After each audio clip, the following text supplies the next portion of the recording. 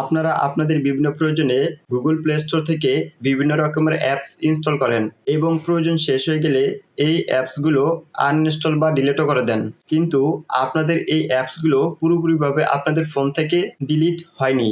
এখন পর্যন্ত আপনি যতগুলো অ্যাপস ইনস্টল করার পর পুনরায় আনইনস্টল বা ডিলিট করছেন, সবগুলো অ্যাপস কিভাবে পুরোপুরিভাবে ডিলিট করবেন চলুন দেখে আসি।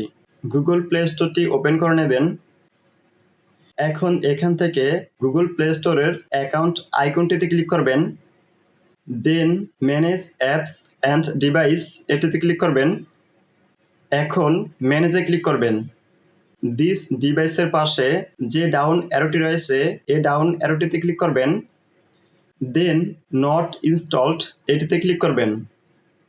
নট ইনস্টলডে ক্লিক করার পর এখানে আপনার এই ফোন থেকে এখন পর্যন্ত যতগুলো অ্যাপস আনইনস্টল বা ডিলিট করেছেন সবগুলো অ্যাপস এখানে দেখাবে।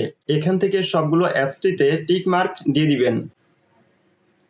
টিক মার্ক দেওয়া হয়ে গেলে এখান থেকে ডিলিট আইকনটিতে ক্লিক করবেন। এখন রিমুভে ক্লিক করবেন।